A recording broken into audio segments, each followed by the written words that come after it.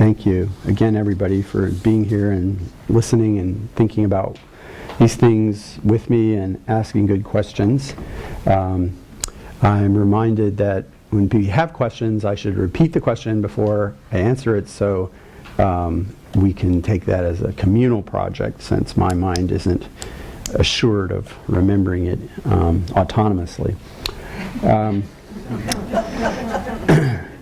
So I was invited to talk about whether, not just about Je Rinpoche Tsongkhapa's system, but about whether we could understand him as being correct in his interpretation of Bhava Viveka as having a substantial difference, a meaningful difference in terms of how things exist from Chandrakirti.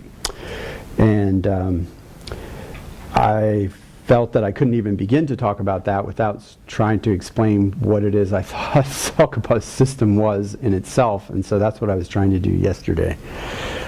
I have had a really hard time figuring out how to divide up the rest of the material, of which there's a lot, in a meaningful, most useful way. And what I've finally decided to do is to sort of focus today more on the question of how to read Chandrakirti. That is, what the main readings of Chandrakirti are, leaving aside just like what is Chandrakirti talking about, how does he think, what does he seem to be saying. And as we're going to see, there's like a lot of difference of opinion about this, and we'll just try to like look at that today, and then tomorrow we can say, that being the case, what is all the evidence that Tsongkhapa in different ways, in different places, amasses, or in some cases discounts, with regard to the idea that Bhava Viveka has a different, substantially different, by that I mean different in terms of the object of negation, like what is emptiness. They differ about like actually what the subtle meaning of emptiness is or not. So that's kind of this, I don't know, it took me a long time to think about that's the way I do it, but that seems to be what I've arrived at. It seems too hard to try to basically think about like whether Nagarjuna is, and whether Tsongkhapa is reading Chandrakirti correctly, and at the same time whether he's reading Bhava Viveka correctly. So that's the way I've kind of broken it up.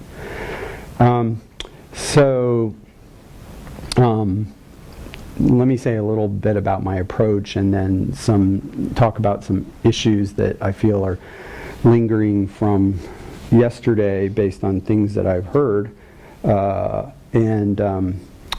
and you know, see where that takes us for a little while, and then after that I'll go through maybe a little more detail than I did before the question of like, how does this distinction between Svatantrika and Prasangika, with Svatantrika being identified with Bhava Viveka and Prasangika being identified mainly with Chandrakirti, although sometimes Buddhapalita gets put, you know, as like, some people say Buddhapalita is the founder, because but Chandrakirti is the one who makes it clear that there is this difference.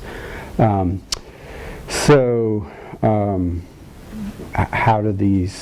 the history of these words and the way of understanding this distinction?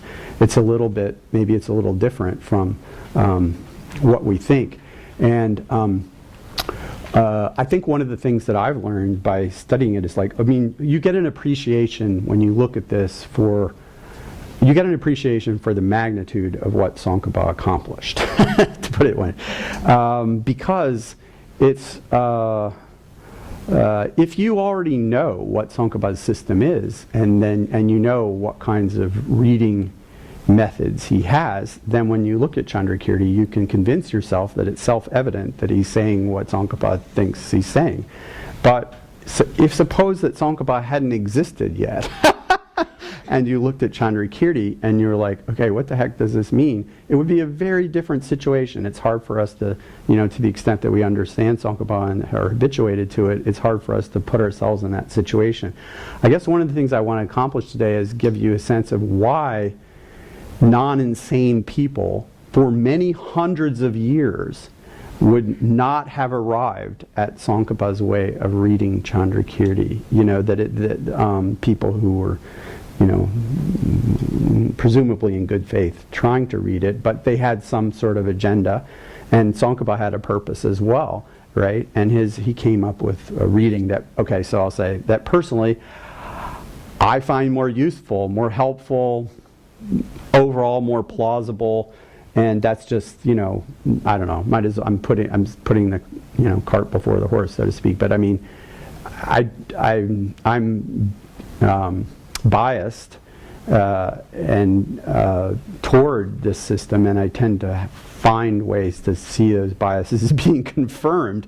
And I try really hard, as I've talked with Venerable Chögyam, to be fair-minded to people and understand how legitimately people could have a really different point of view, to put myself in their shoes, if we say, so to speak, or into their world, into their way of seeing the world, their constructed world, as vividly in imagination as I can. But it seems like it's just not my home world. It's like a world that I can try to learn how to imagine and visit. And for some reason, how karmically or dispositionally, I find that I'm more at home and repeatedly, impressed by Tsongkhapa. I was thinking about, well, why is that true? It's like, if I think of it, it's like, why is that true? And it's like, I keep coming back to the, like when I wrote my dissertation, after expounding, all the differences between the different ways that monastic colleges tried to explain Tsongkhapa's interpretation of Chandrakirti's interpretation of Nagarjuna. In the end, I was like, well, there's some problems that, always have this chebar jao, there's always some problems that remain to be analyzed.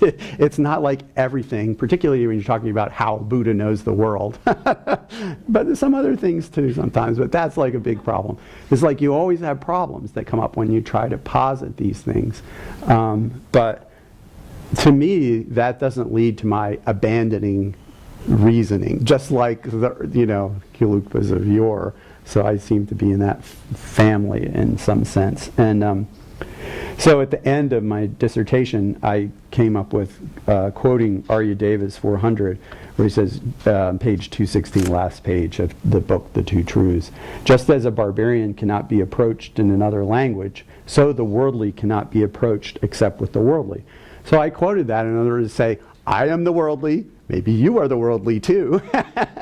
And so maybe, given that we think and have concepts and ideas and we try to make sense of things just intuitively as we look around the world, that we make models in our head to imagine how things work, and that's where we're at, maybe we should have a Buddhist system that works with that and sees what can be done with the tools that we have at hand, rather than saying, this is all garbage, it's all polluted, it's all impure.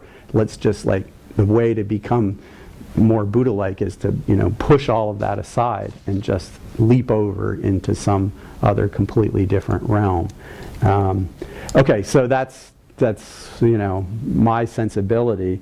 But if you read Aryadeva, I just since this is kind of where I'm going with that.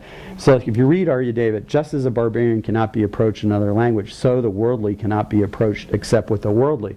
Another implication, which I didn't intend and wasn't emphasizing, but someone who had a different point of view would read that and say, oh yeah, you're all stupid, we're all stupid, we need stupid talk, none of this is, we need all this stupid talk and this stupid reasoning and this stupid arguing because we're all stupid, right? And if we weren't so stupid, then we wouldn't need all this kind of stupid stuff. That's, do you know what I'm saying? It's like, oh, the barbarian, like the worldly person is like, if you were actually a civilized human being, a member, of the community of real people, right, then you wouldn't have to engage in this kind of dualistic discourse, right, where you distinguish this versus that.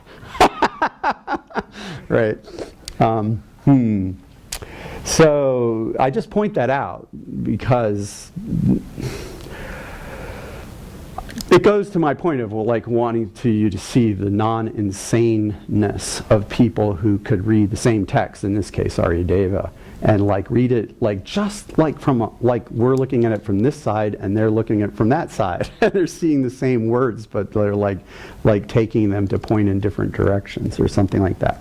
Okay, so that's my intro to intro.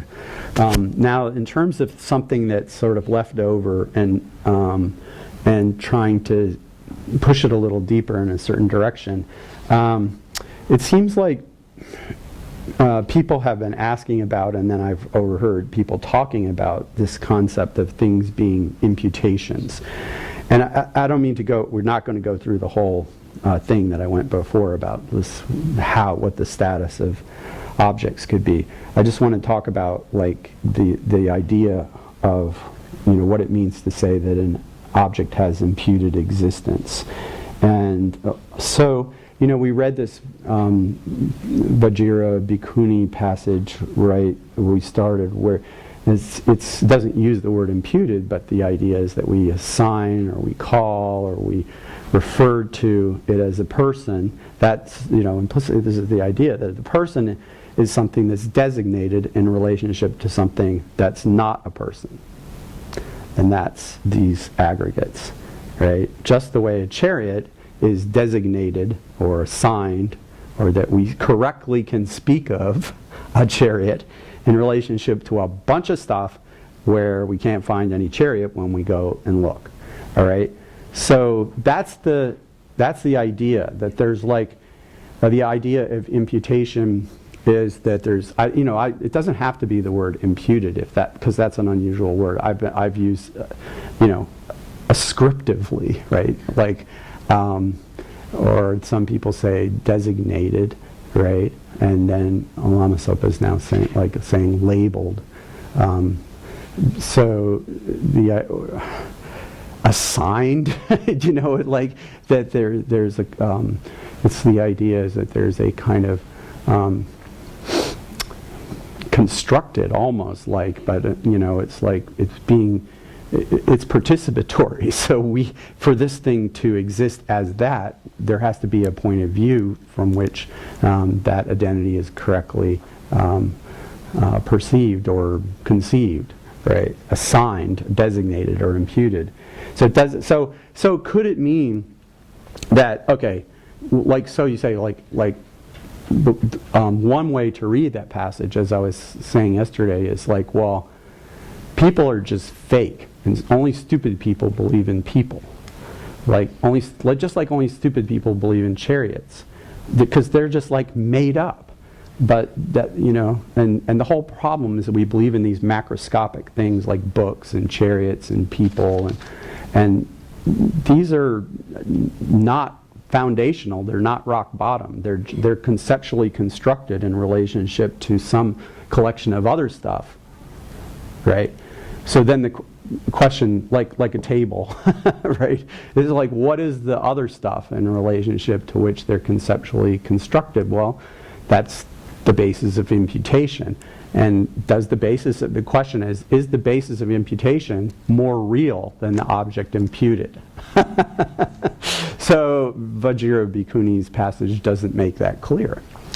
It could be read either way. When I read it, I tend to think, oh, maybe she's implying that the aggregates are what's actually real, and the person is merely imputed, like faked up, right, in relationship to some really actual real stuff, which is form and aspects of subjectivity, body and mind. So if you do like that, you get in other words, you say there's the substantially real stuff, dharmas with the small d, aggregates, quarks, or whatever it is you believe in, like micro instance of subjective awareness.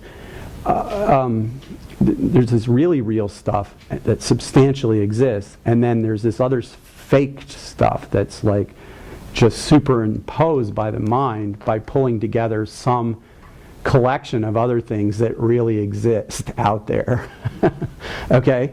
So that is a Buddhist view, Okay, it is a Buddhist view. We could say, for our purposes, that it's the Vaibhashika view in some sense, right? And it implies that, you know, a two-level ontology, two degrees to which things can be real. Some things are really real, and because they're rock bottom things that actually exist. And if we could just see that, instead of and recognize everything else, like people and tables and books and chairs, as faked up, then we would be on the path to liberation. But unfortunately, we mistake these objects that are involved with our afflictions as being like just naturally there, you know, having their own ultimate reality. So what we have to do is realize that those things don't have their own ultimate reality, and start seeing things in terms of the underlying component or foundational elements of the world that are actually there. Do you see what I'm saying? So it's like, yeah, of course Buddha talked about persons, but he was merely, you know, skillfully using this kind of stupid people language, fake, you know, referring to things that are faked up and can't actually be found, right? And then there are these other things that he pointed out that are actually there, the aggregates and so forth. Okay, so you have a two-level ontology, and the imputed things, we got to stop, you know, imagining that they're something other than just imputed, and then there's the actual things that are real.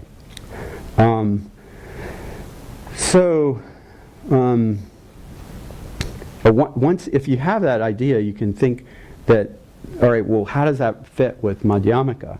Madhyamaka agrees with the Vaibhashika that, you know, that for things to ultimately be real, for things to actually exist in a true sense, they would have to have, or do have to have, their own. They have to hold their own nature. They have to have some intrinsic nature of their own.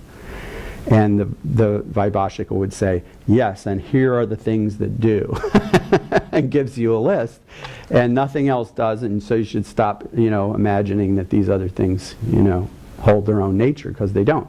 And the Madhyamaka, like, more radically, right, is saying, yeah, we agree that having its own nature and being ultimately findable when we analyze go together, but there isn't anything that there isn't anything that corresponds to that. There's no basic building blocks of existence. And you can see why this is like, well, it would be very disturbing to people, right? It's like, well, we want trying to get people to practice the path, and now you're telling them that, like, there's no foundation to reality whatsoever, then this can very easily go over into nihilism or doing whatever the heckism. All right. So I mean, a question like, you know, is the ultimate in Madhyamaka more real or more true? And it's like, it could be two different questions, but usually in ordinary language, they're pretty close together. Like true, in English ordinary, I think the true course is like a proposition that reflects reality, right? So true and real tend to go together. Is the ultimate more real or more true than the merely conventional? Because, you know, in Vaibhashika, yes, it is. And we have to see things in terms of ultimate and stop imagining that the conventional is something other than merely conventional. But in Madhyamaka, the idea is, from going back to Nagarjuna, is that there's just a one-level ontology. So, you know, now it's a question of like, how does that actually work? Because you still have this idea, well, like even in, you know, in the prayer refuge that we just did, the Dharma is identified with this unique supreme reality. It sounds better than the stuff we've got now. Don't you know what I'm saying? And that's so this, I guess what I'm saying is the rhetoric, or not just the rhetoric, but the mode of thinking and the mode of talking in which one truth is better than the other truth is deeply built into this idea of how we think about, how we talk about Buddhism, even in a Madhyamaka context. And some ways of, anyway, I'll give you some examples. But so, like, say, is ultimate truth more real than, or more true? I mean, Tsongkhapa's system would be to say, well, there's nothing that's more, everything that exists has the same exact status as terms of how real it can be, because everything exists only conventionally, only as an imputation. That applies to emptiness and everything else, and therefore ontologically, in terms of how things exist, it's flat. Everything's on the same level. There's not like two levels, where the really real stuff and the just imputedly real stuff, because everything's imputedly that you can name or think of exists as an imputation. So, for example, how I thought these kinds of examples are a lot in Chandrakirti. If we think of a mirror reflection of a face and a face, we have to say that you don't really want to say that a reflection of a face is less real as an existing phenomenon than the face. These are all existing phenomena. But one presents itself from a worldly point of view, non-deceptive way, because the face presents itself as a face, whereas the reflection image of a face, you can't actually, doesn't do any smelling or seeing and so forth, but it looks like actually a face. So if you think of like how mirror images, the reflections of faces and actual faces are sort of like one is lying and one's telling the truth, but they're both equally real as what they are, then you can sort of get this idea here that conventional truths and ultimate truths are, it's not that one is more real than the other. It's one is like a liar. So if you have a liar and a truth teller is the other example I thought of. Who's more real, the liar or the truth teller? It's so like obvious that they're both equally real. There's no reason to say, oh, the truth teller is the only real person, right? They're two actual persons, to whatever degree persons exist, right? They don't have any priority. You don't become like more of a real person because you tell the truth in that sense. So it could be like that. If you think about like conventional phenomena as they appear to us now are like liars in that way. They're falsifying they're appearing in a false way, like their reflection. It doesn't mean that they don't exist, like liars exist. Do you follow? I think that's so it's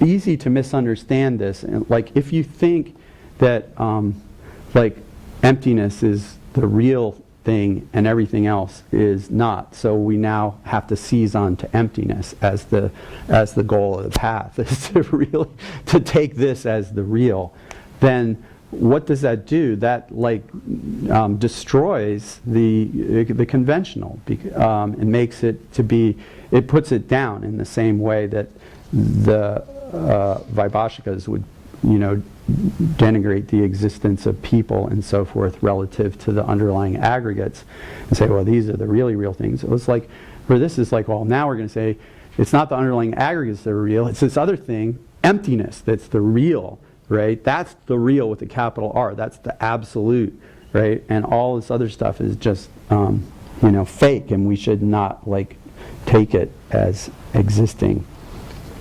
And you can see that as, because we take existing and just existing inherently as the same thing, then when people tell us about emptiness, we're like, oh, here's another inherently existent thing that I should learn about. And maybe I don't like it. And that's how the 24th chapter of Nagarjuna goes, is that, Nagarjuna preaches emptiness, emptiness, emptiness, emptiness, and argues and shows how different things are empty. And then finally, a Buddhist in the corner pipes up and say, you just destroyed the Four Noble Truths and 3 jewels. Like, what the heck are you talking about? These things, if you say that these things don't exist, because you're saying that they're not findable under analysis, that must mean that they don't exist. You're saying that they don't exist, Therefore, you've ruined Buddhism, right? And Nagarjuna comes back and says, like, well, no, saying that they're not findable under analysis doesn't like negate the mere fact that they exist. It's the only thing that makes it possible for them to exist.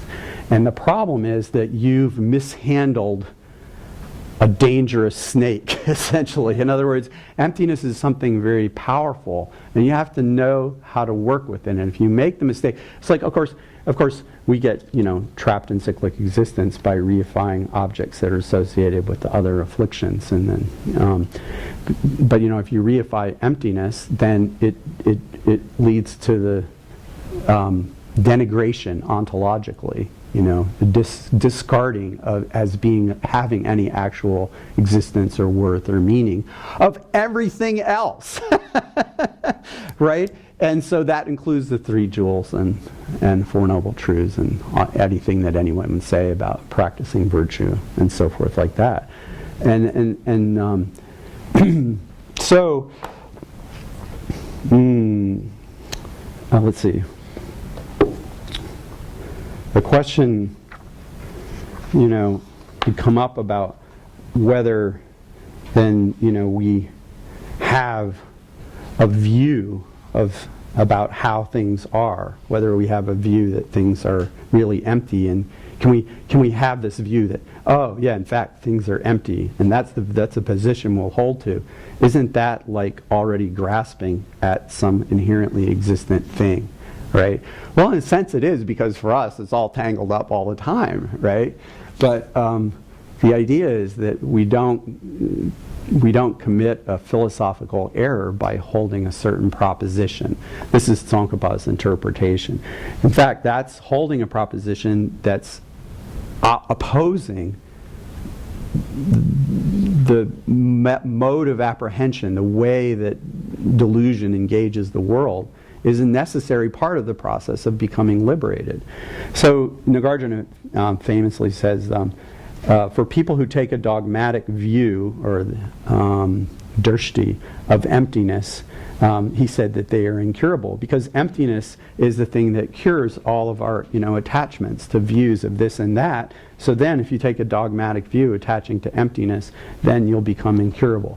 So just think of it as this is a perfect example of something that can be read from our side or the other side. The Conqueror said that emptiness eradicates all dogmatic views. Well, dogmatic views is a translation of drishti, and if you're looking at it from a different point of view, just say views, right? The word means views, but with a negative connotation. As for those who take a dogmatic view of emptiness, he said they are incurable. So, in other words, emptiness is something that liberates us from holding any position. And if you're going to hold the position that things are empty, now what the heck are we going to do for you? Because there's no other thing that we can give you. Do you see what I'm saying? On the face of it, it sounds like that's what it means. Don't have any view, because as soon as you take a view, of course, being a being of aggressive after inherent existence, you're holding to that view dogmatically. And if you're holding to dogmatically to a view of emptiness, then there's nothing left. And what you have to do is let go of all views. Let go of all views. Become free from the dualistic tendency to say this is right and this is wrong. And free yourself from the mental, use the word proliferations or elaborations or complications or reifications that go along with these dualistic distinctions, and be liberated from all of these ideas by the medicine of emptiness. So Tsongkhapa, of course, disagrees with what I was just saying, and he glosses this as saying, a dogmatic view of emptiness does not mean taking the view that things are empty of inherent nature. That is the view, right? That's the view. He's going to say this is a view, and having the position or the view, the point of view that things are empty of intrinsic nature is not what is meant by taking taking a dogmatic view. But of course, what does it mean to take a dogmatic view of emptiness? It would mean in this context society of saying, oh, emptiness is the real thing. Finally, I've got all this other garbage. Now I finally got to the real thing, emptiness, and seizing upon that as the the one thing that's on the higher or deeper level of ontology, the better level. I don't know whether you want to go deep or high, right? A lot of times we go deep and say like there's a rock bottom foundation for existence, there's something that's under what appears, right? But being down there actually in some sense means being higher in the sense of being more real. So whichever direction you want to use in your mind is like a better kind of reality, an improved reality relative to everything else. He said that's what's going to make it incurable, because when you seize on emptiness like that, then you will be destroying that actual reality of everything else. And that I was just riffing on that from page 59 in Introduction to Emptiness. But I just want to do a little bit more on this. Let's see.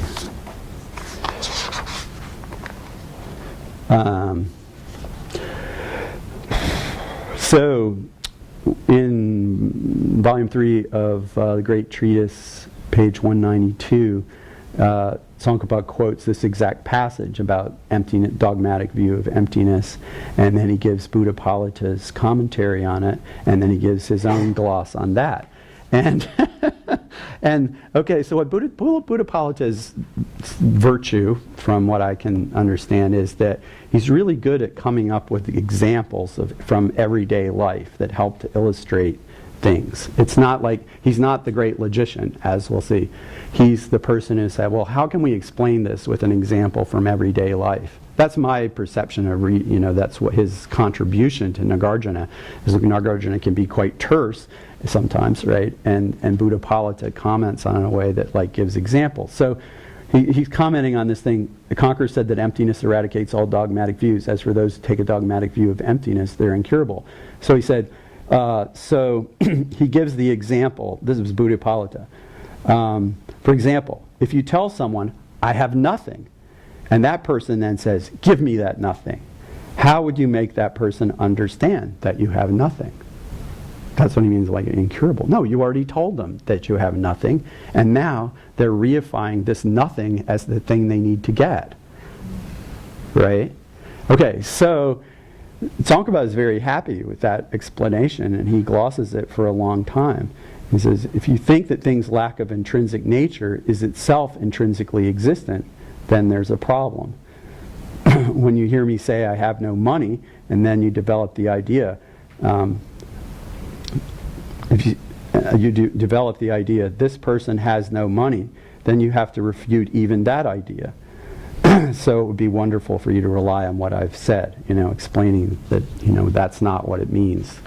It's not like, but so if we tried to look at that from the inside out way, it could be understood in a different way as saying, well, this is the example that's being used, but Buddhapalita's example is comparing emptiness to nothing. Right? Emptiness is gosh, we don't really get this nothingness. If we would just stop thinking of emptiness as something, then we would be free. So that's really tricky territory, right? Because on the one hand, there is a certain rightness to that, because the problem is that when I say, if we think of emptiness as something, that means something else among all the things that appear to us as inherently existent and we grasp after, right? But it's not supposed to cancel out the idea that emptiness exists, or that's saying that emptiness is literally nothing at all, in Tsongkhapa's reading anyway. Okay, so some question comes up, and this is related to what we're going to be doing more of today, whether different people have different readings as to whether Chandrakirti falls into some kind of error like this, and of course Tsongkhapa says that he doesn't, but there's this passage in Nagarjuna's treatise where he's refuting nature and as inherently existent, and he defines nature as something that is, this is on page 62 in Introduction to Emptiness, nature is something that's not fabricated and not dependent on another. But that's what nature means. And so, I don't know, what is he talking about? Like, what kind of nature is the question? Tsongkhapa, like, talking about this makes the point that the word svabhava, or rangshin in Tibetan, nature that we're using, or sometimes we're using intrinsic nature to make it clear that it's the bad thing. But we have to say that because just the word itself, rangshin, is highly ambiguous. It's not just like some confusion in translation. You know, the word nature like can mean different things. Like it could mean that we agree conventionally from our point of view that stabbing people is bad. And that fire is hot. And this is conventionally, true. So we could say, there's a conventional nature from our point of view, not intrinsic to the object. So, and Buddhapalita, the reason I say that is because Buddhapalita, who is not, criticized by Tsongkhapa, says like that you can say that fire is hot without being wrong. So that's a kind of nature. Then there's the bad nature, which is, we've been doing intrinsic nature. That is the idea of something existing by way of its own essence, or holding its own being, like being what it is in and of itself. And then the same word is used for emptiness. Nature. So it's like the word reality that we have the problem with in English. Like we try to use the word reality to mean the bad thing, reification, holding onto a over-substantialized view of how things exist, but also fundamental reality of how things actually are. So it's like that with nature. And so the question is like, well, what nature is Nagarjuna talking about when he says the nature is something that's not fabricated and not dependent on another? So my first impulse when I say nature is something that's not fabricated and not dependent on another is that this must be the wrong nature, the bad nature, the intrinsic nature. Because it's not dependent on another, that would mean that something that's being imagined as not being independent arising, that means it would have to be inherent existence, right? But that's not what Chandrakirti says, okay? He says, is there a nature that has the qualifications that Nagarjuna is claiming for it? That is there a nature that is unfabricated and not dependent on another? Yes! What is that nature? It is the reality of which the Buddha spoke extensively, saying such things as, whether the Buddhas appear or not, the reality of phenomena remains. Okay, so he's saying no. When you say not fabricated and not dependent on another, he's saying this refers to the fundamental nature of things, or emptiness. Now, if we just stop there, right, and before we find out what Tsongkhapa says, wouldn't you think that this could be easily read as meaning there's like one fundamental non-contingent reality, and that is emptiness. And only by realizing that will we be free from all the delusions of this faked up stuff. Yes, I think I would, right? So Chandrakirti goes on, does this nature exist or not? Which we could understand if, if they're talking about saying, well, does it exist inherently or not? But if you're looking from another school's point of view, you could say, does the extreme of existence, a reifying extreme or extreme of non-existence apply to it? Well, if it did not exist, for what purpose would bodhisattvas cultivate the path of perfections, and why would bodhisattvas undergo hundreds of hardships in order to know reality? Right? So it seems to be suggesting that, the answer is yes, emptiness exists. Emptiness exists, and it exists not dependent on another without being fabricated. All right? So Tsongkhapa has to explain this. Right? I mean, this is just one example. What I want to do is like say, okay, it's, I don't know, just my thought. You can see that there are a lot of things in Chandrakirti that really seem to support Tsongkhapa's interpretation, and there are certain other things, and this would be an example, but not the only one we'll look at, where there's some kind of challenge that he has to face, exegetically, that is, in terms of interpreting the text so that it comes out with the right answer. So Tsongkhapa interprets not fabricated. This is still an introduction to emptiness, but it comes right out of the great treatise. That this means that emptiness is something that's not produced, dependence on causes and conditions. That what it means. It's not fabricated. Means it's a non-thing, and that is, it's not something that's impermanent, that's created or made up at a certain point in time. And the thing about it not being dependent, which is even more problematic, right? Given that our understanding is that like anything that exists has to exist dependently. That's what Tsongkhapa is teaching. He says, well, this means that the fact of things being empty is, in general, is not contingent upon some circumstances. In other words, yeah, the word contingent is the right one, but it's not contingent upon, like, it doesn't have good days and bad days. It's not like the weather. Things are a little empty today, but we'll see about tomorrow. That's like, right. It's not contingent, is what he's saying. It still exists, Tsongkhapa now would say, it still exists dependently, and that Chandrakirti would of course not be intending to refute that, all right? But its dependence is not based on like fluctuating causes and conditions. Its dependence is like when we posit emptiness, we can't posit it just as a free-floating, self-existent thing. We have to posit it in a relationship to a mind and a basis of emptiness and so forth. You see what I'm saying? So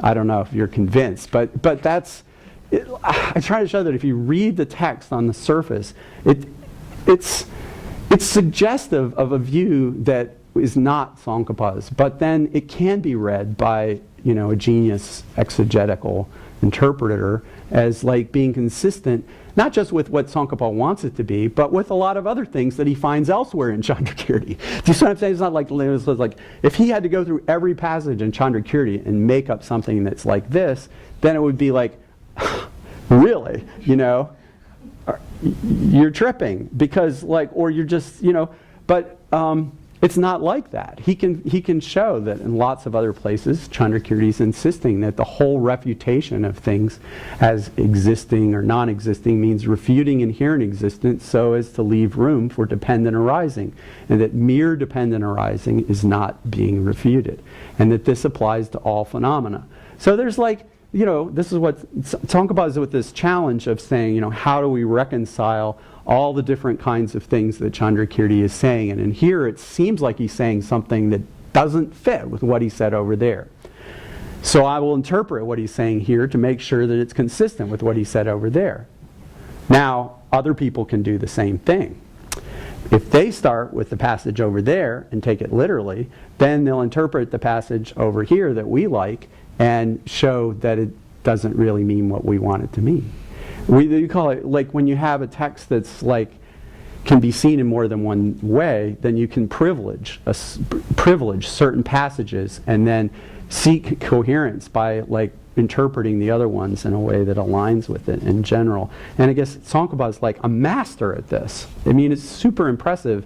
It's hard not to be like, I think it's not just me, like the whole history of Tibet and Tibetan intellectual history since 1402 has been shaped by people reacting to the power of his interpretation. Not always positively, but they can't ignore it. That's like, because he does this so well. But it's not like unanimously agreed to. Let me see, I wanted to,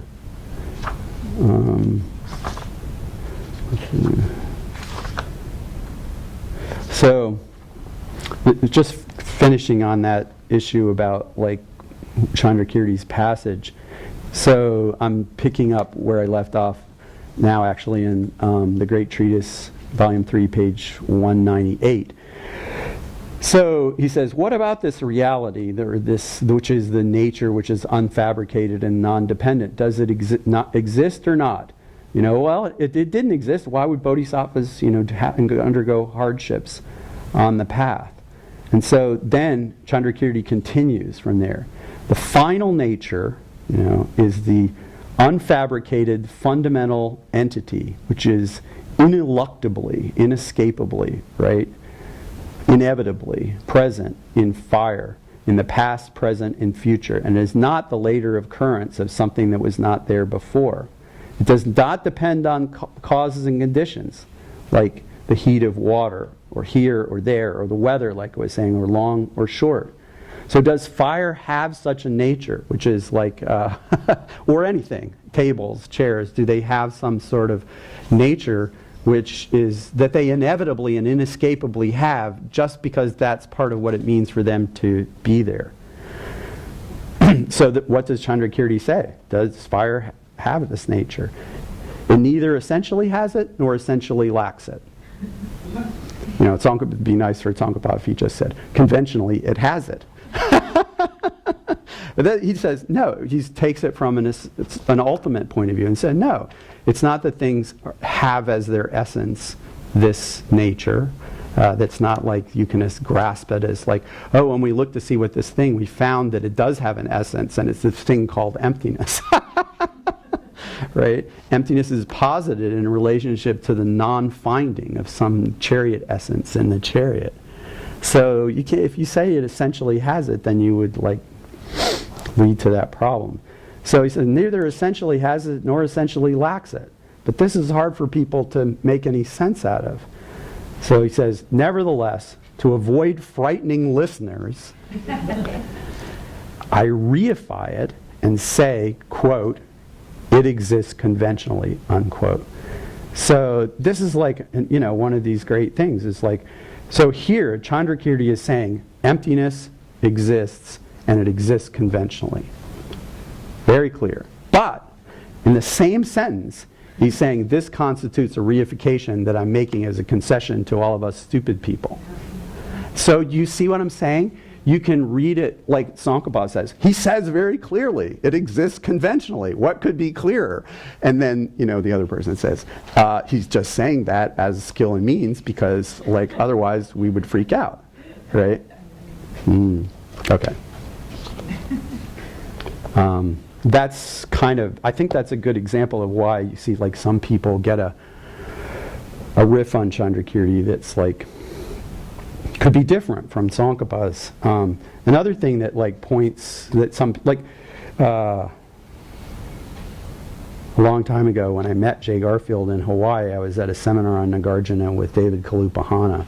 And David Kalupahana kept insisting that Chandrakirti was wrong in his interpretation of Nagarjuna, not because he was too nihilistic, which is what like some people have thought, but because he was he had absolutized emptiness, and of course that could have the implication of deprecating conventionalities.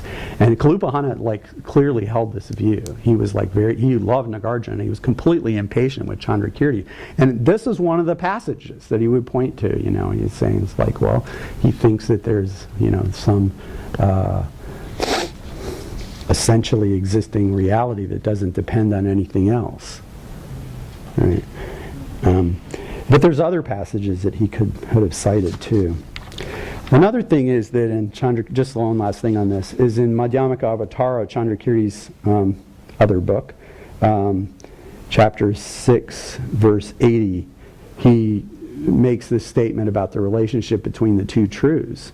Instead of just saying, oh, all Buddha's teachings depend on the two truths, he says, well, you have, the two truths are like method and that which arises from method. So there's a means and an end. And which sounds higher? It's like the goal is to know ultimate reality. But in the meantime, like Aryadeva said, we're stuck with these stupid conventions. So we're going to have to work with them. But they're not ends in themselves. The purpose of working them, they're just, tup means method. They're just a method for getting to something else, which is what we want, which is the ultimate.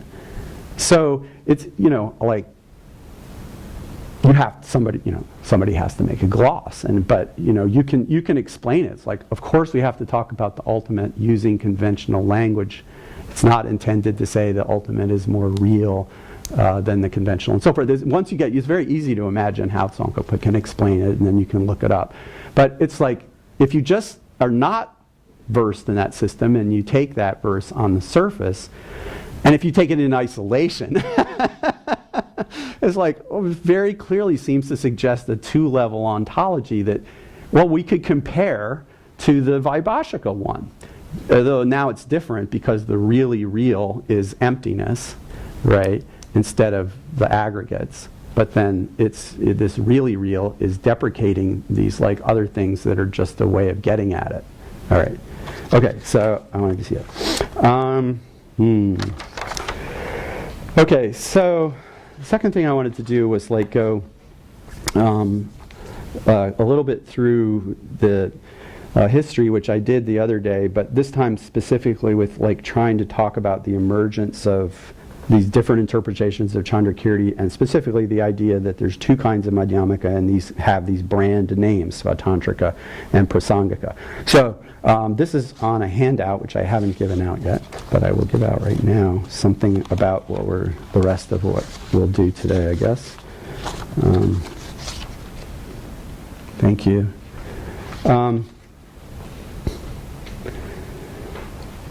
So, in the beginning, after the Buddha, we have Nagarjuna and his disciple Aryadeva. And guess what? They do not talk about Prasangika and Svatantrika. It doesn't come into the matter. It's worth noting that a lot of Nagarjuna's arguments seem to be framed as, I don't know, could call, there's not really an easy word in English for what this is. We could say contradictory consequences was what Jeffrey was using. I like reductio ad absurdum, which is in Latin. Some people now are using this word apagogic, which apparently means something like that, but everybody has to go to their dictionary to find out what it means. So yeah, the idea is like, instead of like, for example, Nagarjuna does not persistently, chapter by chapter, come out and say, here is my thesis and here is the evidence. Rather, he tends to say, well, you assume that things are going, and what could that really mean? And then he says, like gives a critique of, or you assume that things are being produced, but are they being produced from something that is of one nature with them, or something of a different nature? If they were being produced, and so then he's showing, that like there's problems with, there's a contradiction, like with everything that you could say. For example, things will be if things are produced from themselves, then it's like, okay, it follows that things are reproduced endlessly because the Sankhya, claim they're produced from themselves. Okay, that's a contradictory consequence. So Sankhyas say that things are produced from themselves, and they don't mean literally like that this paper produces this paper forever. They don't want you to tell them that, right? But they mean that there's a latent or potential aspect of each thing, like there's, before the pot is made, there's already the pot ready to come into existence in some sense, or already pre-existent in some sense, like in the clay, right? So things being produced from themselves is something that they're thinking something like that. But so then if they say, oh, things are produced from themselves, then Nagarjuna will say, well, that means that like if they're actually produced from something that's self-identical with them, then they would be produced again in the same way in the next moment, the next moment, the next moment, when you would have eternal pots, like eternal, not they could keep disintegrating moment by moment, but they would never end. Right, something like that. And so it's like he seems to mostly propel reductio ad absurdum arguments, but it's not that he doesn't make positive statements. He does make statements, he does say things. It's not just in Precious Garland where he makes a whole bunch of statements, but he even makes statements many statements in the treatise. It's just that the bulk of the treatise consists of a series of reductio ad absurdum arguments against the positions of the opponent.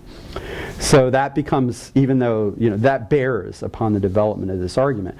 So Buddhapolita is this 5th century, well, there's like maybe 8 commentaries I said on treatise on the middle way, but Buddhapolita plays a role in this narrative, and it's an important one. And it's in a way, it's sort of like what I just described. It doesn't change Tsongkhapa's, it doesn't change or try to improve Nagarjuna's mode of argumentation. It just adds in words where Nagarjuna is very terse to try to clarify it, and then periodically he gives like everyday examples, like the one I was doing with, someone claims they have nothing, and then, you say, well, give me that nothing. I want that nothing right now.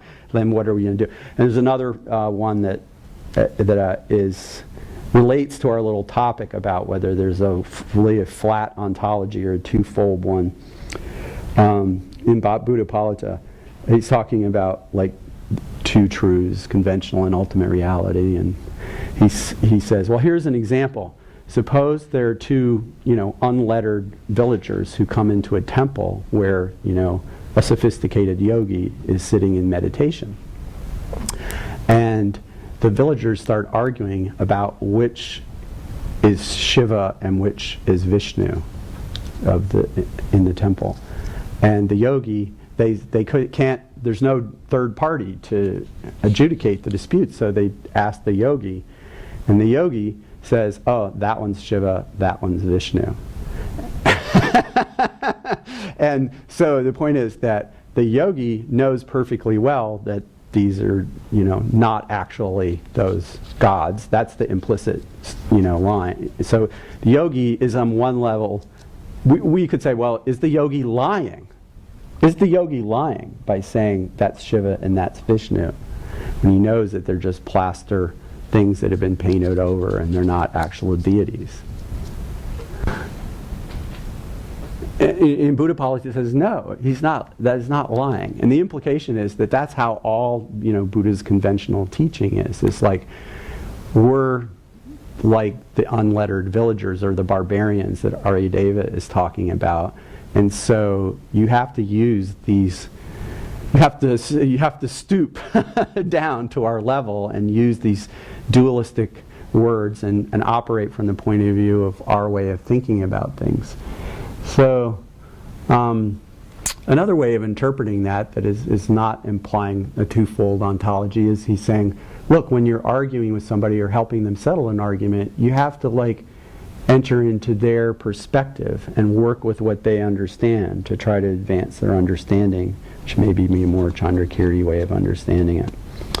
So anyway, that's Buddhapolita. And then Bhava Viveka comes along, and I have Bhava Viveka as being in the early 6th century. And by that time, there had already been this logician, Dignaga, who had systematized Buddhist logic based on other logics that already existed in India. He adapted it and simplified it a little bit, I think improving simplifications of it, so that it would become the standard for making arguments in the Buddhist world. And Bhava Viveka was very down with that. He thought that it was really bad to interpret Buddhapolita, to interpret Nagarjuna in this sloppy way where he's not stating a thesis. So the Dignaga says, and if you want to prove something to somebody, you have to say what your claim is. You have to state your claim directly. Things are not produced inherently. And then you give your evidence and your reason. You don't just muck around as like, oh, things are going to be produced for endlessly because they're produced from self. Yeah, but what are you trying to say? That's Bhava Viveka's question. What's your point, right? And the reason that I was thinking about, why would that question come up? Why? It's pretty clear to us that Nagarjuna is trying to disprove with these reductios various kinds of production that people would imagine, and thereby leave us with no intrinsically real production, mere dependent arising. We would take it that way.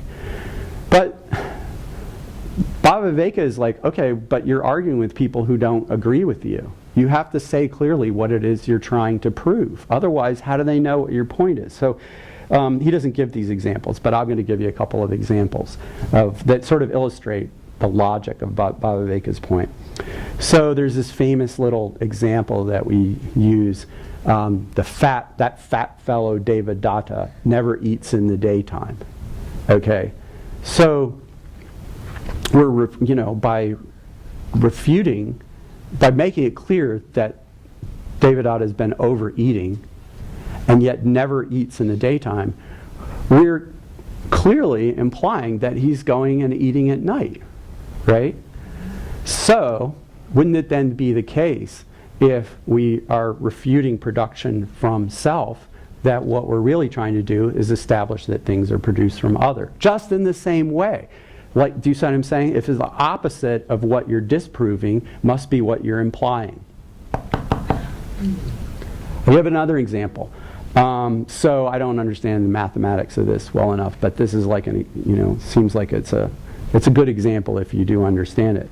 So you figure out what there's a problem in math to figure out what the square root of 2 is. So you can apparently prove that the square root of 2 has to be an irrational number by demonstrating through some set of mathematical proofs that it's impossible for it to be a rational number. Now suppose we just make a demonstration, that the square root of 2 can in no possible way be a rational number. Well, is Nagarjuna then getting ready to show that it's also not an irrational number? Most of us would assume that, and that's the way the mathematicians assumes, like, hey, we've proven that it's an irrational number because we've disproven the only other possibility. Do you follow? And so because, people don't, I find this in the scholarly world, that some people, I won't name names, don't like to say exactly what their position is. Maybe they don't know for sure what it is, or it's better to not state it clearly because then it's harder to attack them. Or maybe they hold the view that any view is already a mistake. And what we do is talk about things and move ideas around and words around and like painting or something like that. But it's not that you can, you have to have a thesis and state it clearly. Anyway, I find this frustrating in the scholarly world. I like it when, you read a piece of nonfiction and it tells you at the beginning what it's going to argue for. And then you're not left guessing and say, oh, that was really interesting. I have no idea what the person was trying to say. Or maybe I do, but maybe I'm wrong. You don't really know because they create this haze. So, yeah. So if you actually don't know, if all you have are the facts that Devadatta is fat and you've never seen him eat in the daytime, that's pretty much all you can say about it.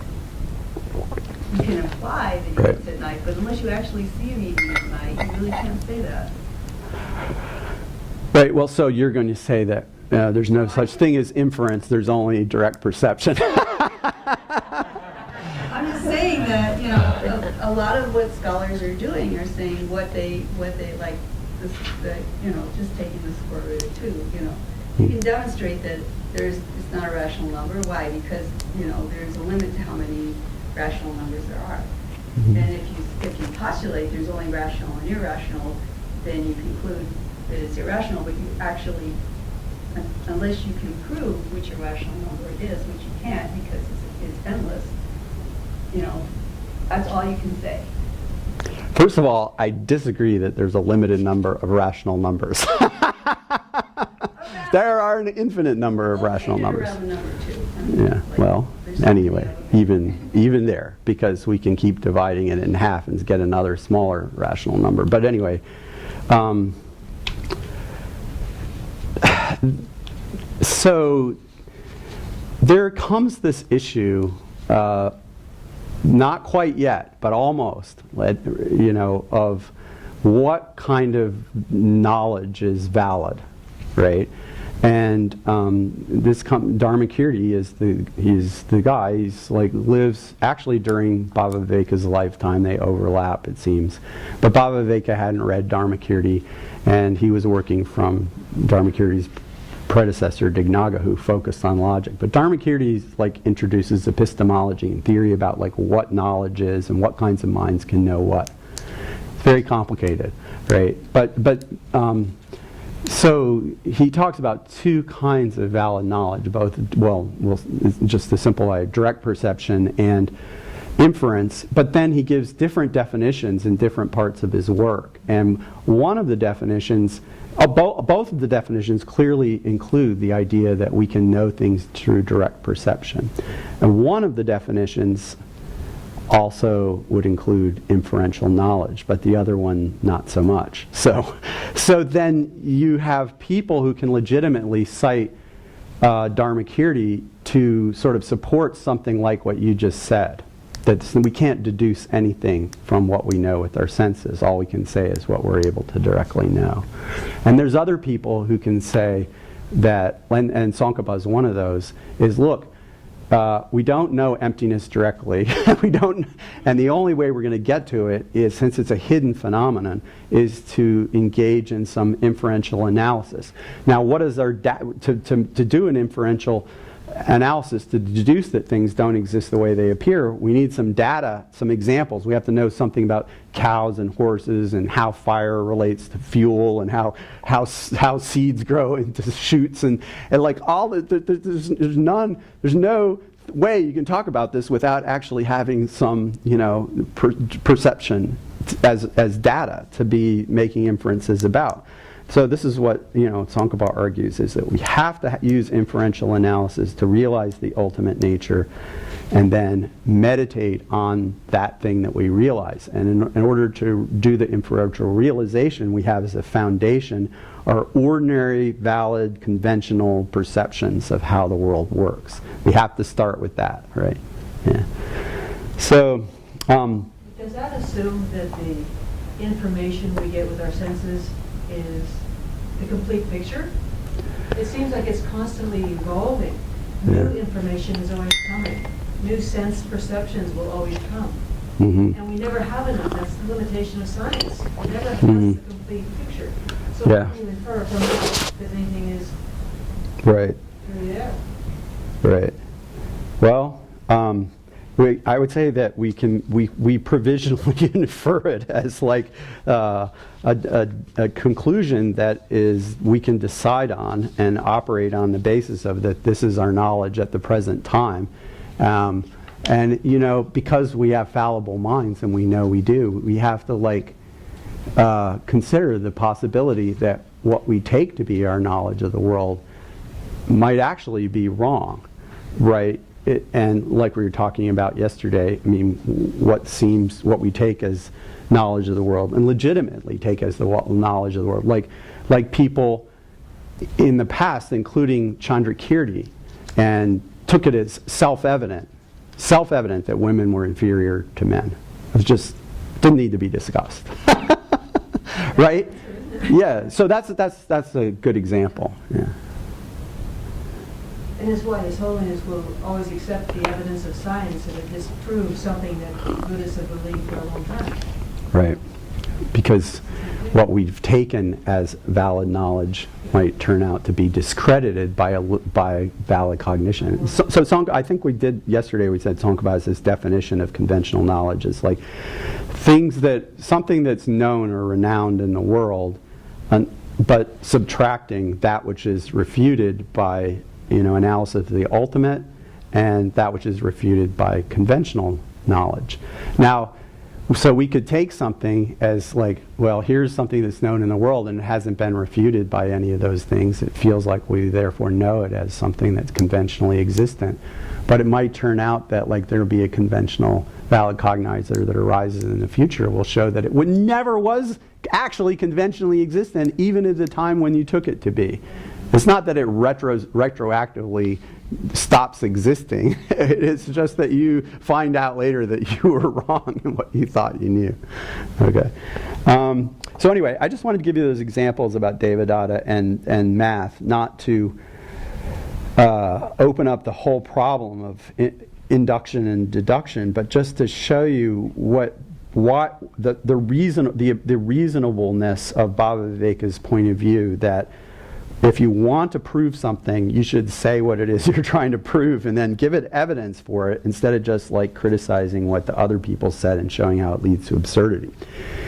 If you say, someone says, you should never like state a thesis, you should just criticize what the other people are saying and show how it leads to absurdity, right? And some people take Chandrakirti to be saying that, then the implication is that you can't actually hold any position or can't actually know anything for sure, and what you do is free yourself and other people from attachment to ideas as well as things. Do you see what I'm saying? It's like a purge, you know, where first we're attached to cars and stuff, and then we get attached to emptiness. Or you have to like let go of all attachments. So some people would say like, well, first you use Nagarjuna's reasonings to refute the idea that things exist the way they appear, but then you have to pass beyond that into something that, where you're not holding on to even that thesis that things don't exist as they appear, or some other kind of dualistic idea. That's the way, like, that's Kauramba, sort of, but a lot of other people sort of do like that. So then Chandrakirti, we'll do a lot more on Chandrakirti, but so on this point he says basically we don't have to state syllogisms to like positive arguments, direct arguments to people who believe in real existence of things or ultimate existence of things, and it's not constructive to do so because they're certain to misunderstand them, that there won't be and it's a little more complicated than that, but we don't have to, I'll explain more tomorrow. But like basically, this isn't going to be a helpful approach is good enough to say for now. Instead, we should focus, as Nagarjuna actually did, on giving these reductio ad absurdum arguments. Someone I was reading during this time, which I've had to sit around and read about this stuff, was saying, well, there's kind of two standards of interpretation that, later people have. They'll look and they'll say, well, when Nagarjuna states these contradictory consequences, they can fix them up and show, what the implicit idea is. But then if Chandrakirti keeps giving like reductio ad absurdum arguments, they can say, well, that means that he's like advocating no position whatsoever. And you could like say, well, in other words, they could be saying, Nagarjuna and Chandrakirti could be saying the same thing, but if you're not sympathetic to Chandrakirti, then you can say, he's holding a skeptical position and doesn't have any view. Well, Nagarjuna had actually said something very similar. Anyway, so that's just another example of how people's, biases come into how they read texts and interpret some favorably and some unfavorably, depending on who they like. So, Chandrakirti does not say, I am a Prasangika. Bhavaviveka does not say, I am a Svatantrika. These words do not occur in Sanskrit until one of them occurs maybe many hundreds of years later. So it's not clear that they're setting up schools, that they're like, I am starting the Svatantrika school. It's not like that. So retrospectively, we think of it like that because it helps us pigeonhole these things and have a way to classify them and make a map of them, think about them. But it's not, so clear that they thought of themselves as establishing schools. It seems pretty clear, and people have done a lot of work on this, but that Bhavaviveka did not think that Buddhapalita was wrong philosophically. That Bhavaviveka agreed that Buddhapalita had correctly understood what Nagarjuna was saying about emptiness. Now, of course, maybe he didn't really understand what Buddhapalita and Nagarjuna meant. That's a different question. But from Bhavaviveka's point of view, he wasn't saying, hey, Buddhapalita was totally misunderstood what emptiness is. No, he's saying, we agree that things are empty. We agree, we're just like, you're going about trying to show it to people in a totally misguided way, right? And you need to do it like this. You need to do it like this. Otherwise, it's not going to work. And Chandrakirti is disagreeing with that. So Chandrakirti is he is establishing an independent school. Well, he doesn't call himself a prasangika.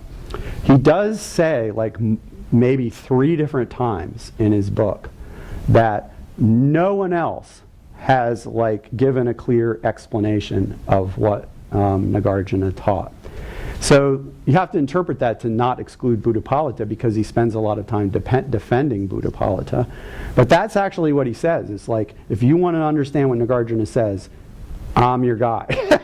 It's one of the, it kind of has that quality. And he's not the only, treatise writer to do, that kind of throwing down kind of thing.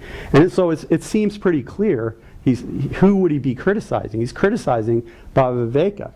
To me, when I read it, I think that Chandrakirti is implying that Bhavaviveka misunderstood philosophically, not just methodologically. But people disagree about that. Tsongkhapa says, I'm going to say it's my sense reading the text, that Chandrakirti thinks that Chandrakirti thinks that Bhavaviveka was wrong about the subtle meaning of emptiness itself, and that error is implied in the way he argued. But that's what we have to get to tomorrow.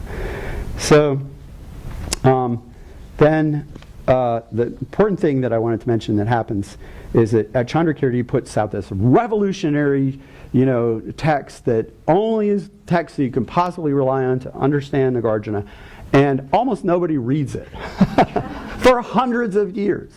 Although, and some people have exaggerated this a little bit, but it's true that there's no commentary on it for 500 years, for more than 400 years. There's no commentary on it. And now you can say, well, they had other things to do. But there were a lot of other Madhyamakas who came along, a lot of them. Just among the famous ones, we have Avalokitavrata, Gyanagarbha, Kamalashila, Shantarakshita. But there's a whole bunch of other less famous ones too. And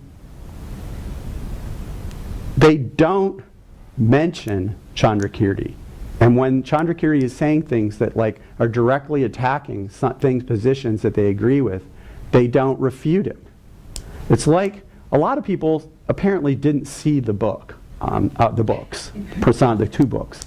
Well, there's more than 2, right? Because he did a commentary on Aryadeva. And so, yeah, there's Chandrakirti's commentaries and two commentaries on Nagarjuna, and his other commentaries is seem not to have gotten passed around.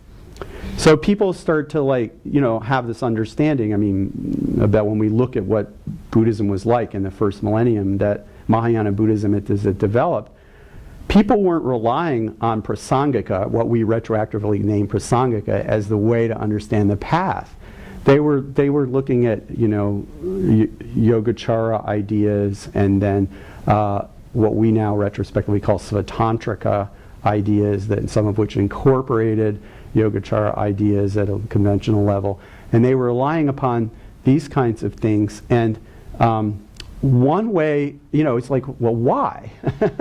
One way of interpreting it, which I've seen, is well, this is evidence for Tsongkhapa's view that there was some subtle reification going on, because people who want to have a foundation for the path, to urge people to engage in religious activity, they want to be able to ground it on something and not just say, well, everything's empty, nothing exists in and of itself, but let's get going. They want to be able to say, well, this is what it is, not in and of itself, but because it rests on this, and so maybe this, what it would rest on, according to Tsongkhapa's reading, is well, a subtle idea that things from their own side have some intrinsic character. Virtue doesn't depend on our mind to be virtuous. It has a character of virtue from its own side, right? It's that was the difficult territory that I went into yesterday, Well, exactly why it was difficult is the reason that people wouldn't want to, you know, when they're building their big path structures, they don't want to bring Chandrakirti in and have people thinking about, so virtue isn't really virtue, you know? It's like, they don't want people thinking about that, like some other people, right? People who are guiding others in the path don't want to like say, here's something you can read that will blow your mind, right? They want to say, well, you know, this is the character of things to be virtuous, and it doesn't depend on your perception of them. Do you see what I'm saying? And so that you can see, well, like that seems to been, and here's the thing, people have made a huge deal about Chandrakirti just like seeming to disappear out, like he writes this text and it's like, this is the one that explains it, and then nobody pays any attention. But the flip side of it is, it didn't disappear. Someone was copying it over, someone was protecting it, someone was keeping it alive. We don't know. We don't know where, we don't know how. The text was not, the texts, whole collection of texts by Chandrakirti were not destroyed, even though other people weren't refuting them or discussing them or commenting on them for hundreds of years. Yes? So it's possible that the people that weren't commenting on them were purposely not because they thought it wasn't good for other people's minds, but they were reading it. That's possible. I hadn't thought of that. Well, I mean, you don't teach emptiness to someone that's not, that might fall into nihilism, and they might have considered it nihilistic. I mean, somebody did preserve it. Right? Yeah. Well, I hadn't thought of that. It's possible that it acquired some kind of esoteric quality. Newland later, like 18th century Mongolian scholar, Tibetan Buddhism, really great. He says, well, the reason nobody refuted Chandrakirti for hundreds of years, which he noticed, by the way, it was like other people say, oh, they don't pay any attention to that. We just want to know what their tenets are. And Newland Belden is like, this is really odd. And it's like, he says, well, the reason they didn't refute him is because they couldn't. This proves how the Chandrakirti was right, because nobody refuted him. Which, you can believe if you want, right? So, yeah, that's a good point. I hadn't thought of that. So, Bhavaveka is very popular for a long time, and he has this commentator named Avalokitavrata. And Avalokitavrata writes one of the longest commentaries that there is. It's a massive commentary, and he doesn't mention Chandrakirti in it. People have made a point of this. It's like, if he had seen Chandrakirti and seen what Chandrakirti was saying about Bhavaveka, how could he resist? Because he's got lots of pages. He's got a lot of time on his hands, He explains every single bit. He doesn't deal with that. Okay, so then at this, phase in the latter half of the first millennium, you have Yogacara ideas enter into the Buddhist world, and you begin to have these some of these later Madhyamaka thinkers reacting to this, and they now know about Dharmakirti and his ideas about what valid knowledge is. They know Dignaga's ideas about logic, and now they know Yogacara ideas about self-cognition and mind basis of all. And so then they have to think about how do these ideas relate to Madhyamaka philosophy? So there's just a line of three people: Jnanagarbha, Shantarakshita, and Kamalashila. Actually, we know more people in that lineage, but I mean those are teacher-disciple relationships in sequence: Jnanagarbha, Shantarakshita, and Kamalashila. So Jnanagarbha existed earlier, and he doesn't buy into, or perhaps is not fully cognizant of all the Yogacara developments. It seems to me that I used to think he didn't really know that much about Yogacara, but I think that's wrong. I think he knew about it, and he just disagreed with it, and he is therefore classified in our doxographical system from Tsongkhapa and so forth as being a Sautrantika Svatantrika Madhyamaka, which means he goes in the subclass with Bhavaviveka, because he rejects self-cognition And he doesn't accept the idea that a mind can like transparently take itself as an object, you know, and represent itself to itself immediately. And he doesn't believe in the mind basis of all.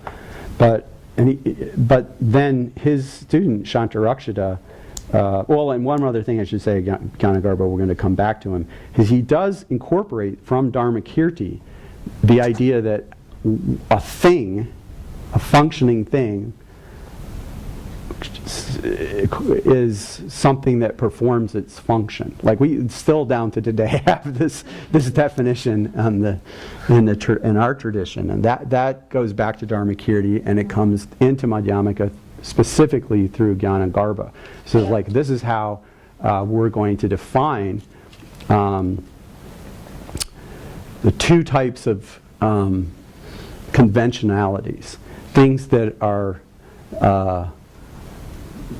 wrong even for the world, and things that are right conventionally, is like, do they perform the function that they appear to be able to perform? Artha kriya.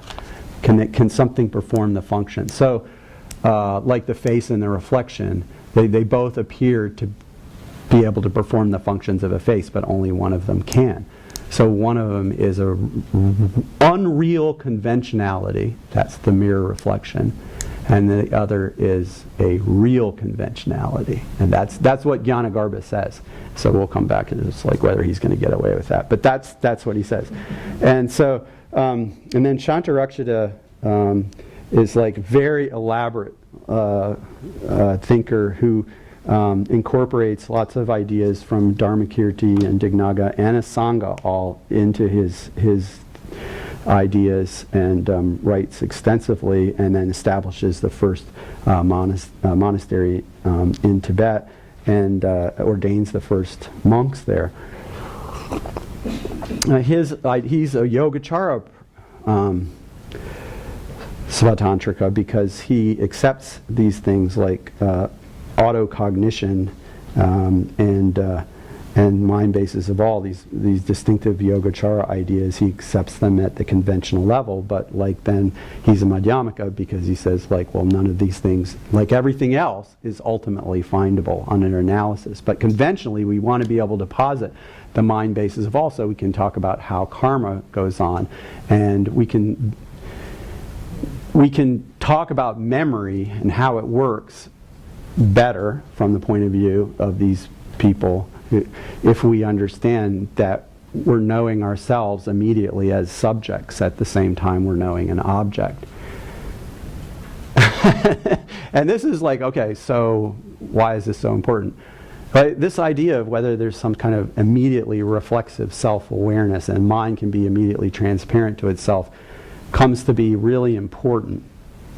I think I've talked about it here before. It starts out, it seems like a minor idea. But Chandrakirti refutes the idea because he thinks you can't, like, it contradicts the idea of things existing dependently. You know, you don't have a knife that cuts itself, an eye that sees itself, and so forth by itself, in and of itself. Now you're saying that there's a mind that just sees itself in and of itself, right? And so that seems like that would be inherently existent. That's the kind of argument that's given against, and it's like, that means that it doesn't even exist conventionally. You can't talk about it. Of course it doesn't exist ultimately, but inherent existence doesn't exist even conventionally, so you don't have this kind of reflexive, immediate self-transparency. But later, people, Shantarakshita and Kamalashila do posit this at the conventional level, and it comes to be a resource that a lot of people in Tibet rely upon later on in their systems, including, for example, Mipam. That's really important to him. I don't know, another way to say it is that, you know, these Yogacara, Kamalashila and Shantarakshita, you know, have a kind of, Sarah McClintock's called it a sliding scale. That is, we can talk about logic and Dharmakirti at one level, a coarse, realistic level, as a concession to the world. But at a deeper level, we understand that there are no objects that exist separate from the mind that apprehends them. But that's still just a coarse emptiness relative to the profound emptiness that nothing is ultimately found under analysis. actually have, like, that way, you've got your Dharmakirti level, you've got your Asanga, Yogacara level, and then you have your Nagarjuna level, and like then the skillful bodhisattva is equipped to like to go up and down, like according to like what mode of discourse is helpful for the people they're working with. Well, you can see that like these people, like Shantarakshita, is synthesizing all of the different kinds of ideas that have developed. Instead of picking and choosing, he's synthesizing these ideas. It's something that we see, I think, in Tsongkhapa and Mipam later on. Chandrakirti, let's see, 10:30, I slept on. Chandrakirti's unknown for a while, and then there begins to be, toward the very end of the first millennium, at say the earliest that we could possibly talk about somebody talking about him would be, say, 950. At the end of the first millennium, you have some whispers or hints of awareness of Chandrakirti. And it comes in the form of a guy, which I know you don't want to hear about, but we call him the second Bhava Viveka. So they're just about everybody that you can think of, Chandrakirti, Nagarjuna, they all have like more than one. Well, you know, same with John and Jack, and it could be like that. Or it could be that like people, you know, purposely adopted certain names of their heroes, you know, as ordination names. Or, you know, I don't think it's necessary to posit that they were impersonating these. But there's lots of other possibilities. They could have thought, and I think in this Bhava Viveka case, it's really seriously occurred to me, they could have thought that they were rebirths of the earlier Bhava Viveka. I think that this second Bhava Viveka may have actually believed that he was like a rebirth of the earlier Bhava Viveka. So he wrote a new Svatantrika text, somewhat similar to the first Bhava Vivekas. He just added the word Ratna, meaning jewel, into the middle of one of Bhava Viveka's titles. And in it, he reckons with Chandrakirti in a way that the original Bhava Viveka never did. He criticizes some views of, or what he takes to be views of Chandrakirti, and he also like finds ways to like take some things that he likes from Chandrakirti into his system. And now people, Western scholars, are saying that they think that some of the text, some portions of the text that we call the first Bhava Vivekas were probably rewritten by the second Bhava Viveka. So when you read Bhava Viveka now, you're really, who knows which Bhava Viveka wrote it, or maybe they're the same continuum. You know, we know. It's like it gets to be more about what does this copy of this text say, rather than imagining that we can know a certain person, you know, who definitely was behind it. But so this is interesting. Like, how does this go? Like hundreds of years, nobody's paying attention. Somehow the texts are being preserved. You could go with your, you know, esoteric theory. Or it could be like there's some kind of marginal tradition that preserves it, and somehow it begins to come more to the surface. And the next thing is that in the 11th century, so you have a beginning of a lot, it bubbles up much more quickly. So everybody knows Shantideva's Bodhisattva Charyavatara. So the Indian commentator on that, there was one of them, was named Prajnakaramati. And when he gets to this verse where Shantideva says in the 9th chapter, I believe, right, that the ultimate is not within the domain of awareness. Very famous line, because, you know, Shantideva, mostly not getting into any of these controversies, just teaching us about how to be patient and cultivate bodhicitta. But then, you know, when he goes into, there's this big chapter 9, which is like very hard to sort out all the stuff that's going on in there. And it starts with this idea that the ultimate is not within the sphere of awareness. Some people, Western scholars, have pointed out, it's like you can find really old manuscripts of Shantideva's text. The oldest ones have 600 verses, exactly.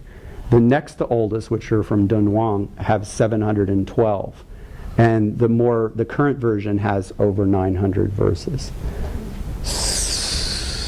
Well, we'll just leave it at that. It would appear that people have been helping him along over the years. But it seems like this particular verse goes back to the earliest versions. The ultimate is not in the domain of awareness.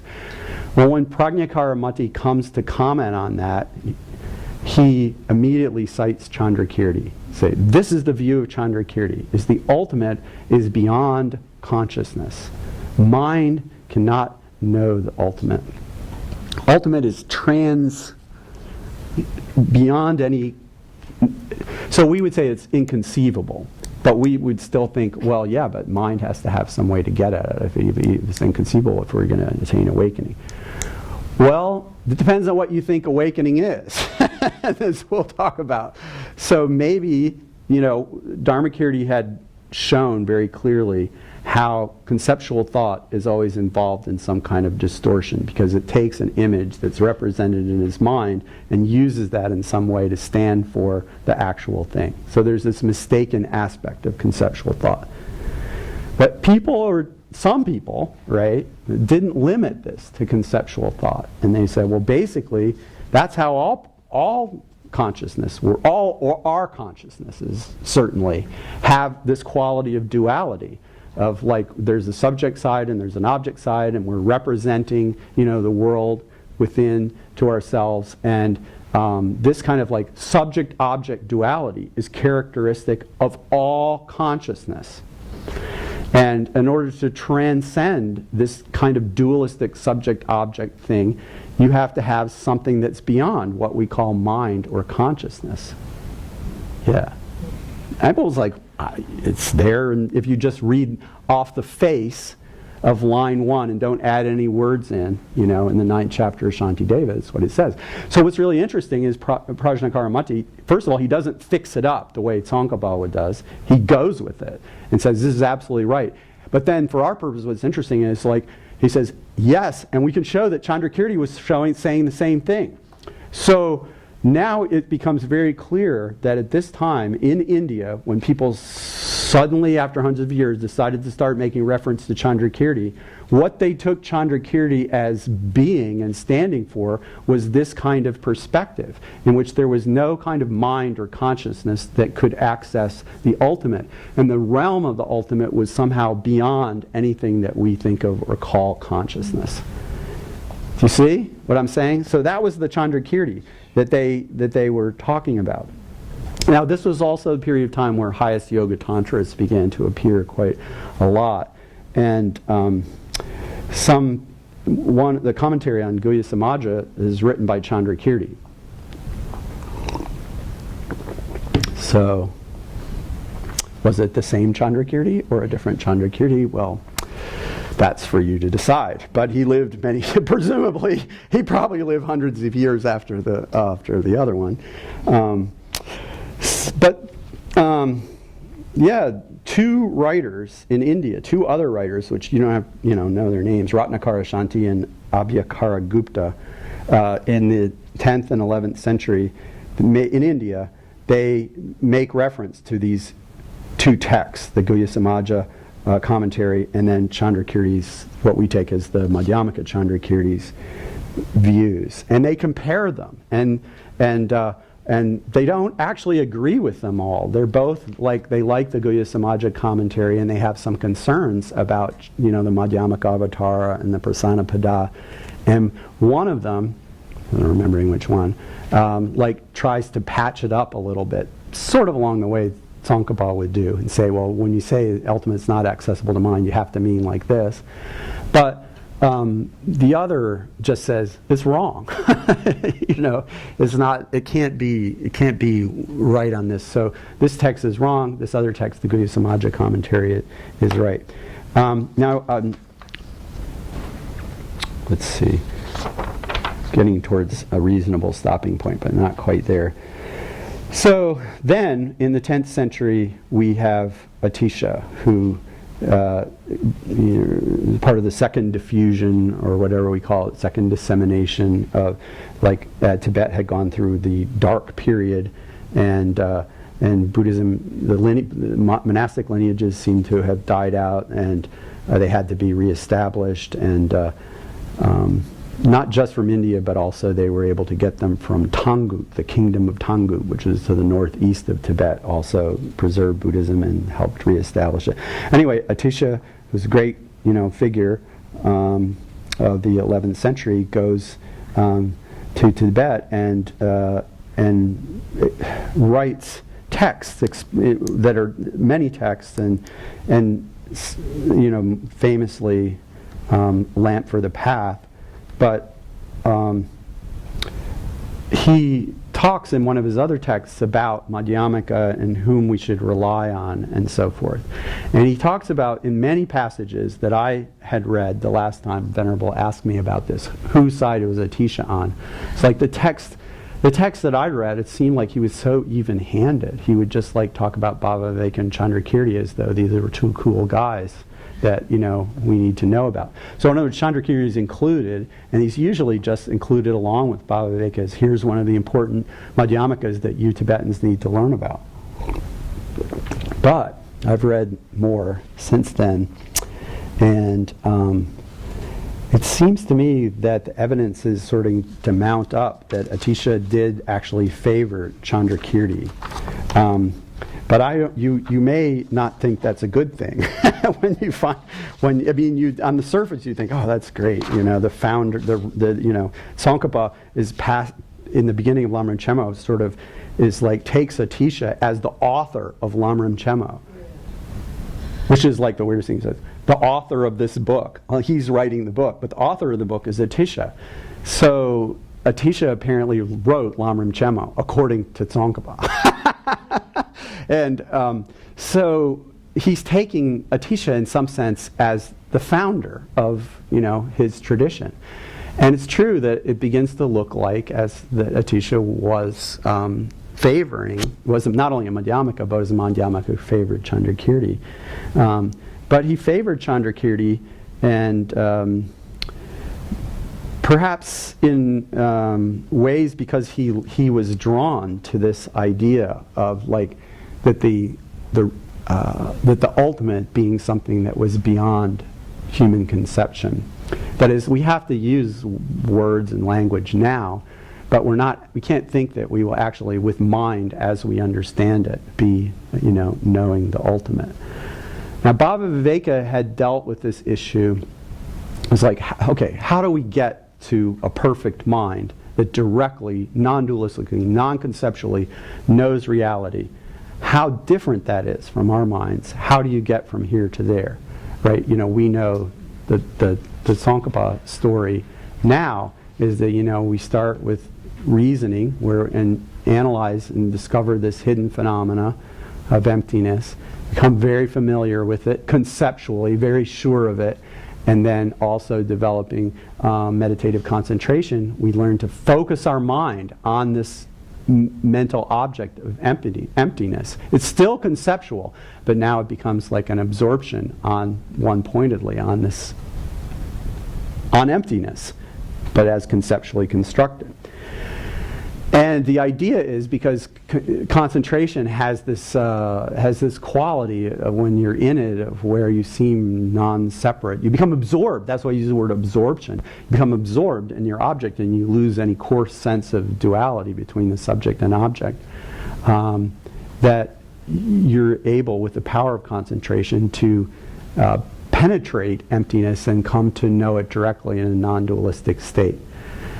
Not everybody believes this story. And so, actually, I was talking to a monk recently, a Gelugpa monk, who was saying, how do we imagine this really happens? That you can get from a conceptual understanding of emptiness into this non-dualistic direct experience.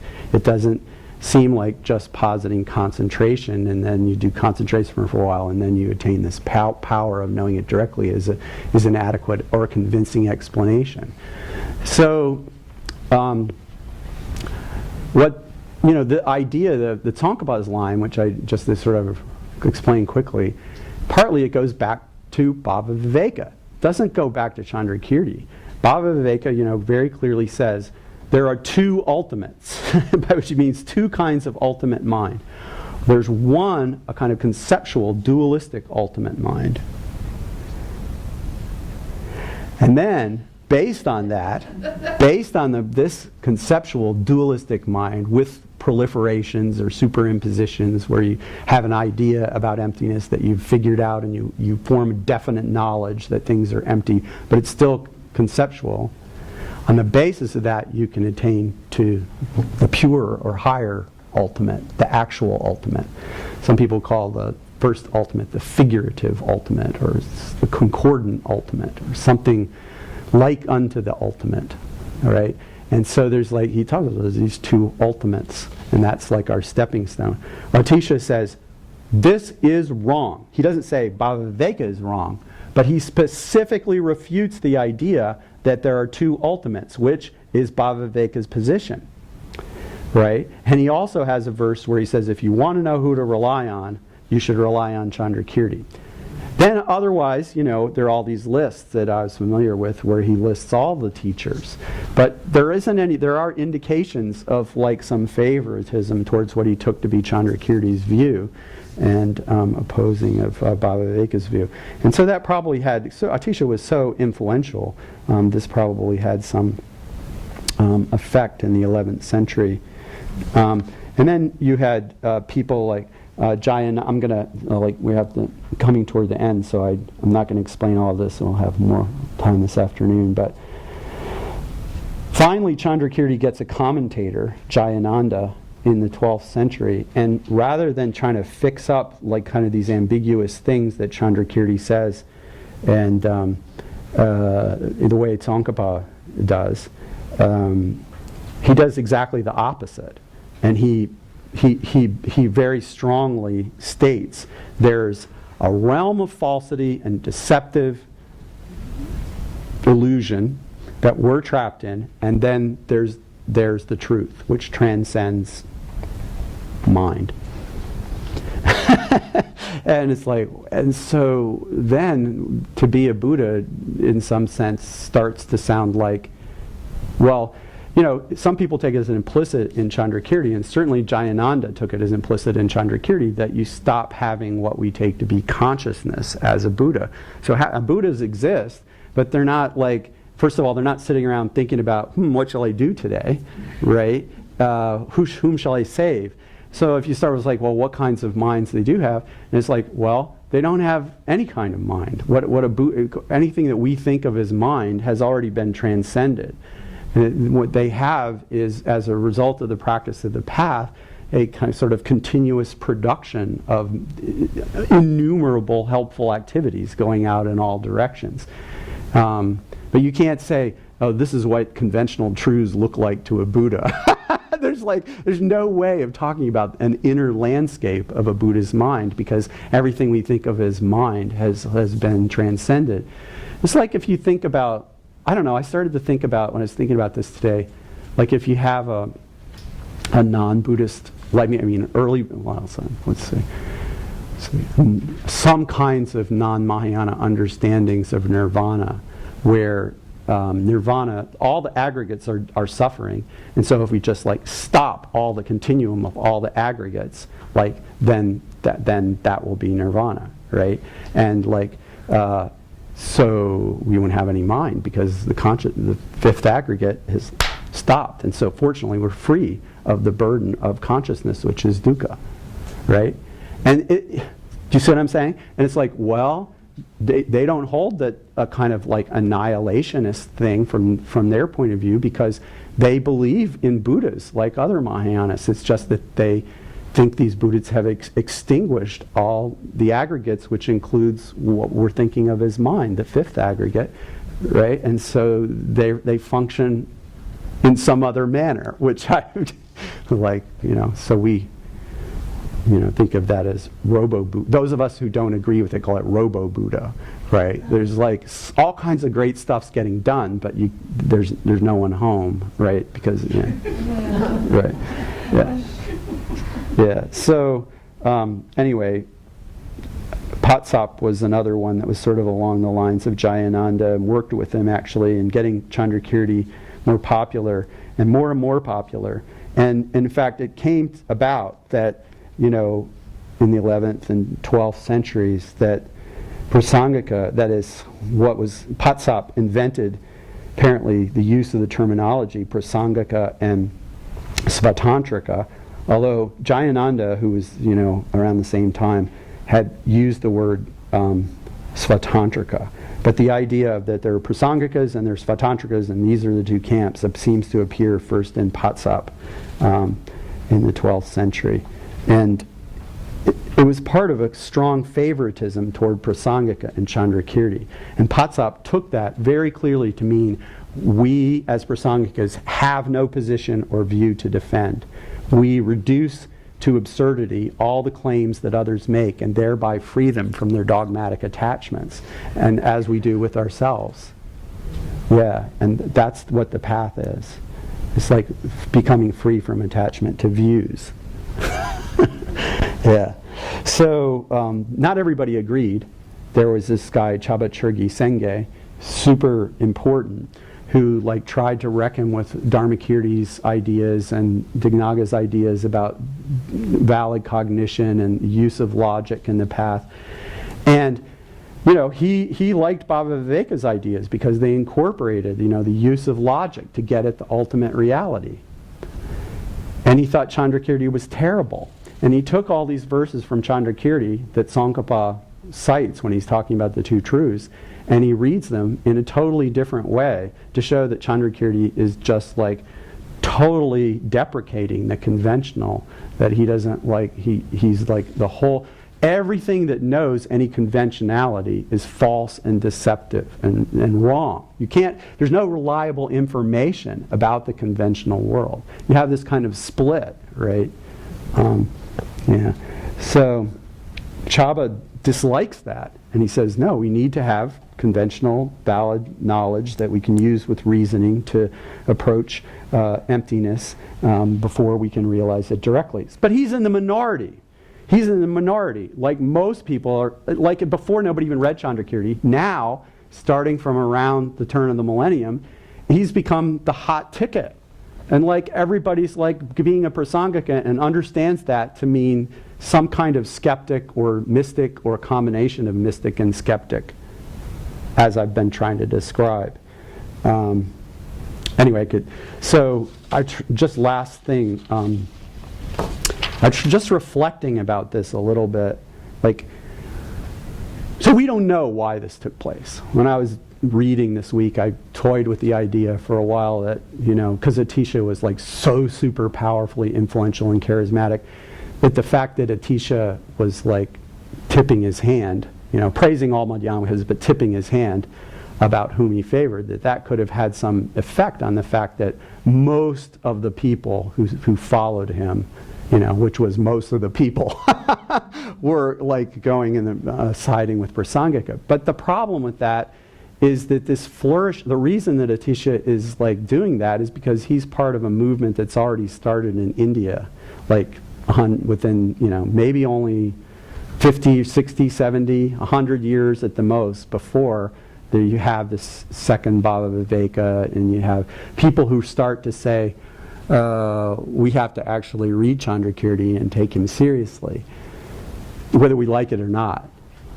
And so he had resurfaced in India and had was gaining traction, not universally popular, but was had to be dealt with before Atisha did the promulgation in Tibet. Not long before, but before.